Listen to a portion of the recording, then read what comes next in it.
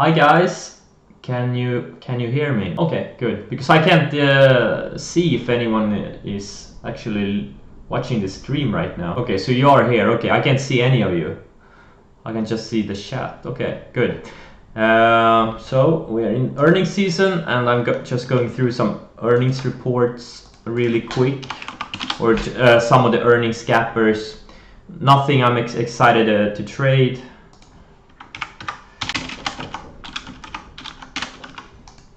Amazon gapping down. Wow, they had the negative growth quarter. First in 2 years, at least 2 years.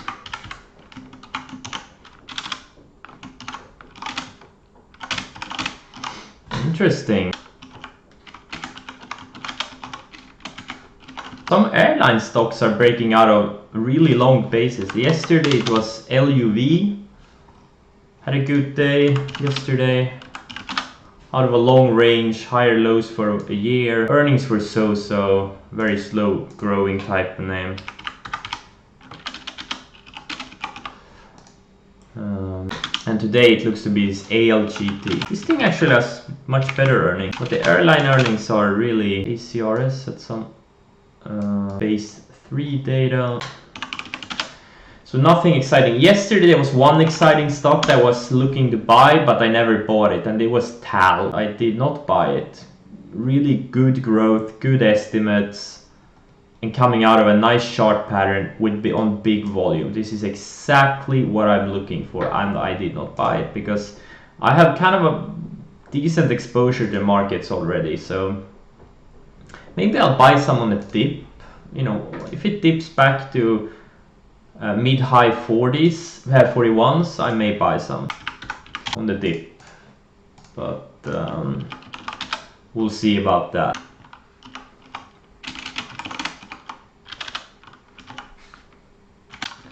This EHTH is a nice growth stock,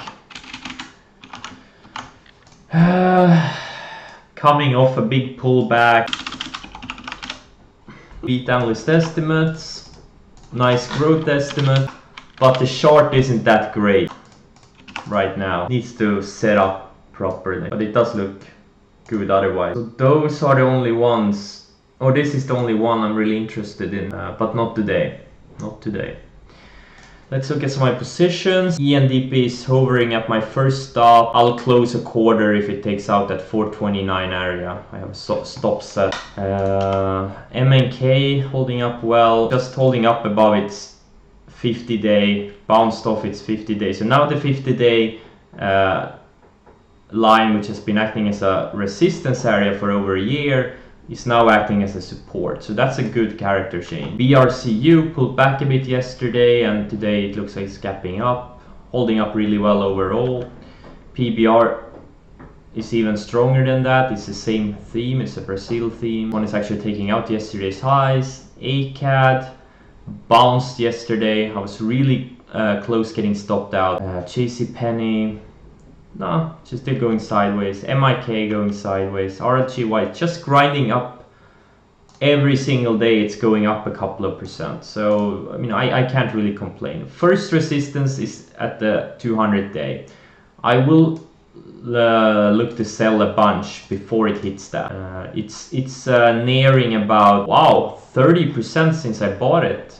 No, wait, no, I bought it here. No, where did I buy it? Anyway, I'm about 20 to 30%. I don't remember where I bought it.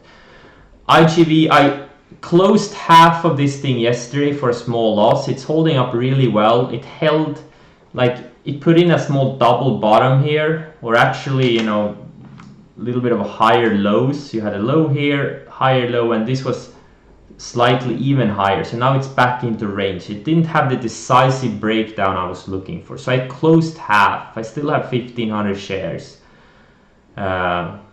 So either it stops me out or goes much lower. Plug, I bought yesterday, holding up. Tiva, holding up. SAPS looks great. USLV, God, this is great. This is great. I got stopped out of it once yesterday. I bought it at the opening range highs, and I got stopped out, and then I rebought it here. Then it kind of pulled back a little bit intraday and held up the whole day, and today it's gapping up, I think, about 8%. So I sold a little bit pre-market. What a beast. And same thing with KL, the gold stock. MU I bought yesterday. Semis were very strong, and this MU I've been stalking for a while. They have good growth estimates. They've been in a little bit of a dip over the past year, but now the estimates are going higher, so I think this thing has a good future.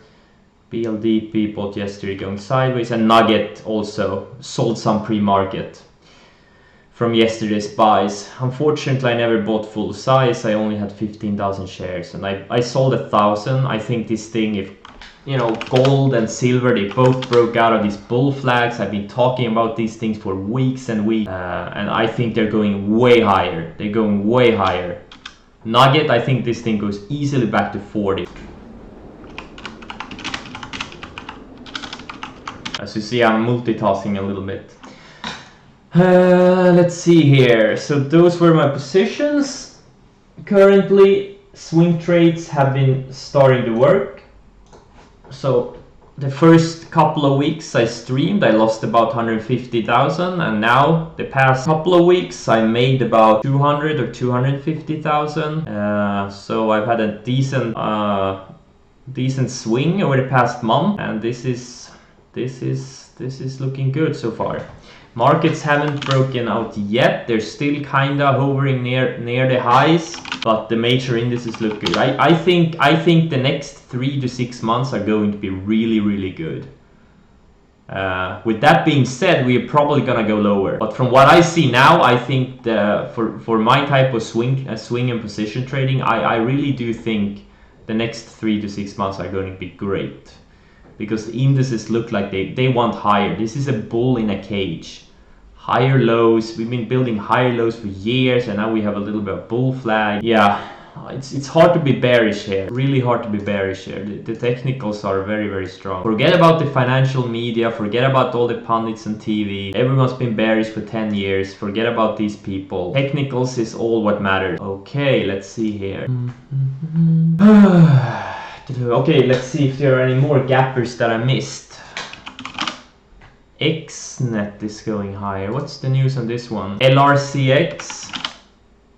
Yeah, technicals are strong, really strong. I'm gonna check their growth estimate. Yeah, I mean, it's more of a slower type of a stock, but yeah, it looks great. I personally bought MU because that thing has better growth estimates, but LRCX, yeah, it's one of the strongest stocks in the market right now, absolutely. Question is if this is a great buy point, I don't know, but yeah, absolutely, gapped up on earnings yesterday. And they've had negative growth for the past year, but it's gonna turn around next quarter. They're gonna start having positive growth. So that's why it's been so strong. The market is forward looking. But I bought MU. MU is not as technically strong, but I kind of thought this is, you know, the MU is expected to grow 97% next year, their earnings. LRCX only 23, so that's why I bought MU. But the whole group is strong. The whole group is really strong. And also I want to be fully transparent. I lost 20,000 trying to short Tesla yesterday. It was really choppy. I got stopped out at a pre-market trade, lost 9,000, and then I kind of ended up giving back another 11,000 during the day, because when it looked like it was topping out below VWAP, and then it went straight back up again. So got stopped out here again. Looked like it was kind of topping out below VWAP, and then it went higher again. So I lost another about 11,000 after I cut the stream on it. So a total about 20,000. That's all I have to say about that. It's holding up great. I mean, this is a very bullish candle. I don't know. I probably shouldn't have shorted it, but for a day trader, there was definitely a trade here. The first trade when I was up, or the second trade I did when I was up 10, 12,000. you know, for a day trader, that was a great trade. But again, I have a little bit longer time frame, so I didn't make money. But for day traders, there was definitely money to be made. But yeah, I mean, there's really nothing to say about it. It's holding up. If you draw a straight line here, this area has been a big resistance and big support area. And now it's above this area, so there's no reason why it can't go to 420, if you get what I mean. Yeah, it feels great. Feels great so far. I really hope the market holds up, because the first couple of weeks I streamed, I lost money pretty much every day. I think I lost about 150,000, and now I am green since I started streaming. So it feels a lot better. Silver and gold, what amazing charts. Now I wish I had more. Now I wish I had more of them. Markets are slightly red on a day. That explains why most of my holdings are slightly red on the day, I guess. Holy shit.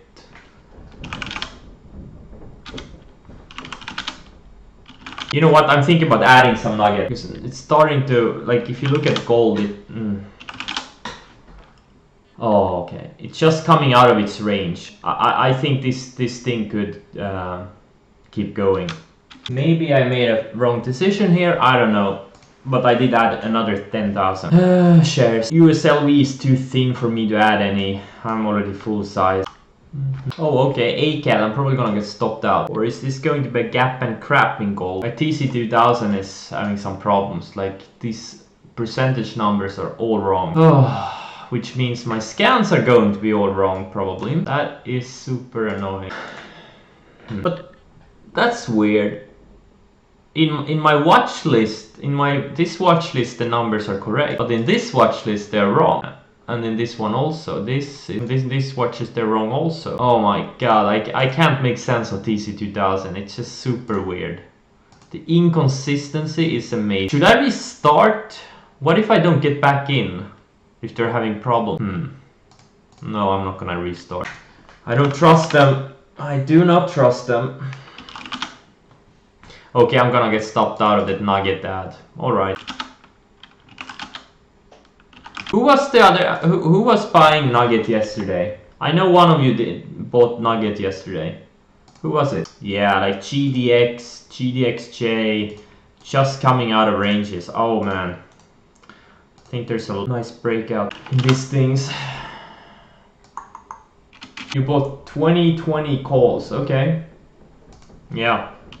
Interesting, JNUG is holding up better than Nugget. Nugget is near the lows of the day, while JNUG is near the highs of the day.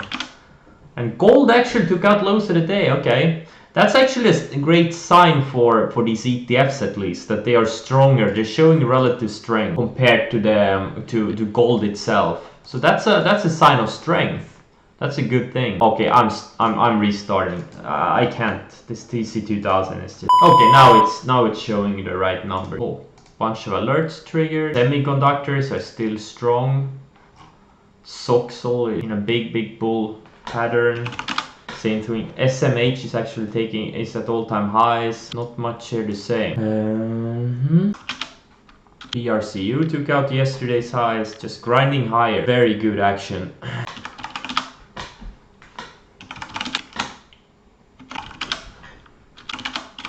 Nvidia looks good too. Oh, I traded a small account in the beginning. Well, a good example would be Tesla from yesterday. Started failing intraday, putting in lower highs.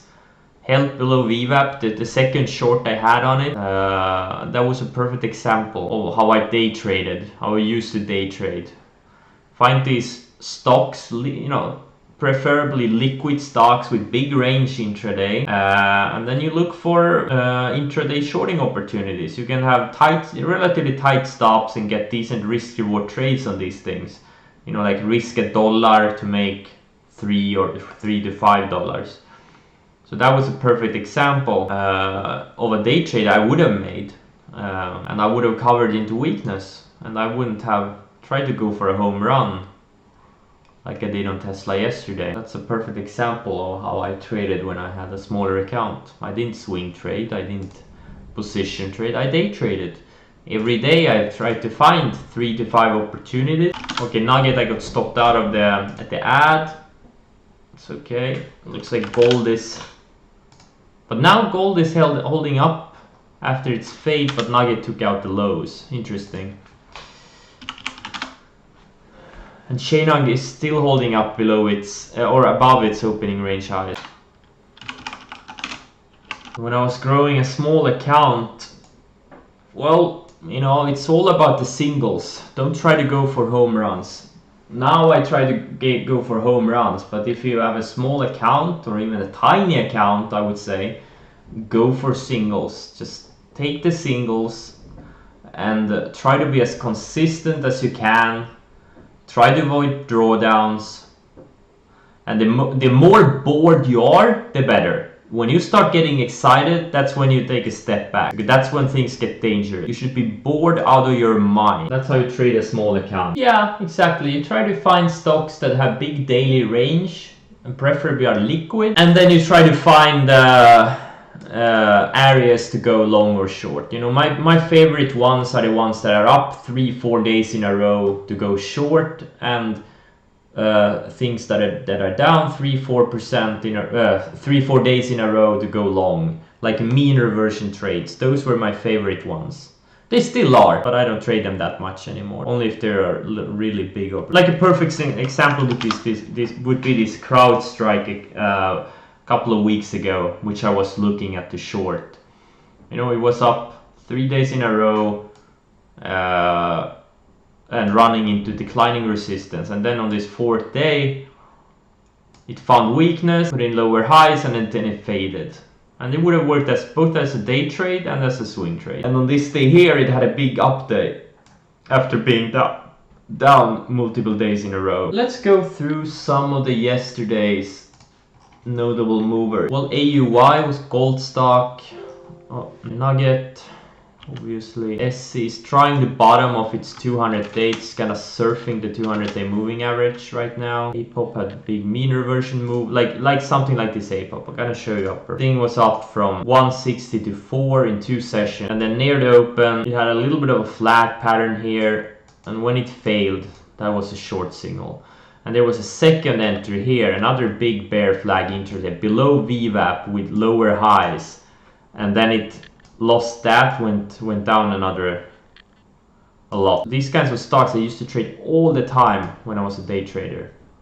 Now I don't give a shit anymore. But that's how you build an account. Find these stocks that are moving, that have a lot of daily range. So a lot of gold stocks and silver stocks that had breakouts yesterday that are following through today. This Take-Two had a failed breakout. USLV obviously a beast. MU following through. I bought it off stream yesterday late in the day. Or not late in, I bought it about midday. But yeah, mostly gold and silver stocks that broke out yesterday. Also K-Web had a little bit of a strong day. It's a China internet ETF. Some earnings here. AMAT, another semiconductor name, looking really good. Together with LRCA. Just looks awesome. Been building higher lows the whole year. HAL obviously. Yeah, so those were the notable movers yesterday.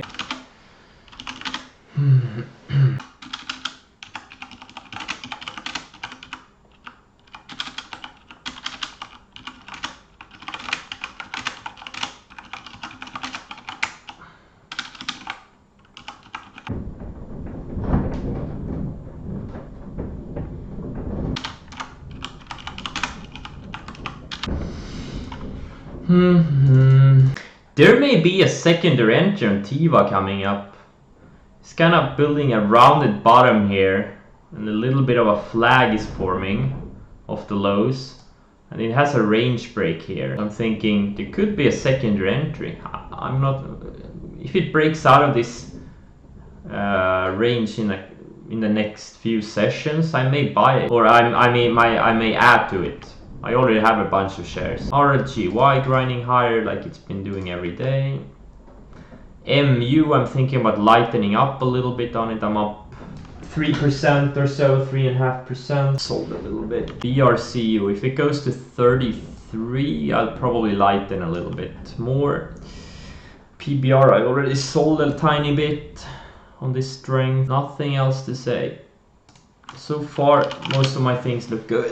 Do you guys have any questions? I'm thinking about cutting the stream in about 10 minutes. So if you have any questions, just ask. This is what trading is all about. It's just mostly boredom. Most of the time you do nothing. Just wait. Wait for opportunities, and when you get an opportunity, you wait for that opportunity to play out. That's it. Yeah, Intel is also looking good. It's kind of coming out of a long range. Very choppy stock, but overall it's a 2-year bull flag pretty much. Looks cleaner on the weekly chart, obviously. Yeah. You know what? Do you guys see this? Look at this flag versus this flag. Do you guys see this? They look almost identical. The 97-98 flag looks almost identical to the 2017, 2018, 2019 flag. It's kind of interesting. I'm not saying it's gonna do a move like this. It's probably not going to, but why can't it go to 70 or 80? But again, it's a little bit of a slow mover. So when you had a smaller account, did you manage to well, I didn't. You can't manage your emotion. And I think people who think you should manage your emotions, I think they're full of shit. You should just accept the emotion. And this is why I overtrade. I'm a chronic overtrader. Sometimes I just put on trades. I know they're not optimal, but I do it smaller size just to get that fix. I need my fix. That's how it is. I learned to accept that. I need to make small donations to the market to avoid bigger losses later on, because I do something really stupid. So I do like small stupid things on purpose to avoid doing big stupid things later, if you understand what I mean. I need to get my trading fix. And these emotions like FOMO and whatever they are, like they won't ever go away. They're always gonna be there. That's why I play World of Warcraft, to take my mind off trading. What do you think about Amazon on this tip? I'm gonna look at it in 1 second. Well, I actually already know how this chart looks like, but no, not for me. I mean, there is absolutely nothing there for me. I don't know, what are you talking about? Do you think about shorting it or longing it? It's in the middle of a range, still holding higher lows on this little flag or whatever it is. So as far as it holds above, it looks good. Or it doesn't look good. It doesn't look good. But oh my god, so many alerts going off. What is this? Okay. But no, there's nothing for me. Mostly long. Yeah, I mean, if you're a day trader, absolutely. But if you can find a tight setup intraday, this thing could very easily bounce back to 1800 or something. But yeah, not my type of setup. Okay, DDS, I'm gonna buy it back. I got stopped out of this thing. I think it was last week. This is the Infinity Squeeze stock. It found support on its rising 20-day, and it's actually breaking out of let's see here, a nice little flag pattern. See, what's the average volume of this thing? Yeah, I'll buy 2500. All right. Yeah, I bought 2500 of this thing. Go! Infinity Squeeze. For those who don't know what I mean, is this thing is getting pumped on Twitter by some guy who, and I don't know if he's right or wrong, but he pretty much says there's a 70% short interest, and the company has been buying back a lot of its own stock, so the tradable float is like nothing. And maybe he's right, I don't know. I haven't checked. I follow the technicals primarily, but it does look good. A little bit of a breakout here.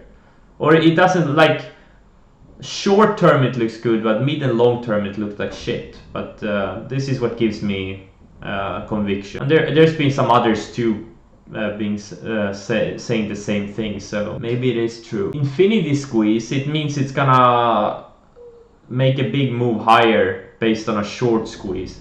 Since the float, if the tradable float is really low and there's a high short interest, the shorts are gonna start panic covering, and there's the price is just gonna move up really fast. because there's no tradable float, pretty much. 45%, okay, so it's declined. So but still 45% is a pretty high short interest if the numbers are correct. You really can't trust the Finviz numbers. Let's see here, TBL. I used to have short interest numbers in TC2000, but and days to cover, but now it's gone for some reason. Actually, I got an email about it. They were going to save money and, you know, changing a data vendor and stuff like that. Nvidia as a potential day trade long, I don't know.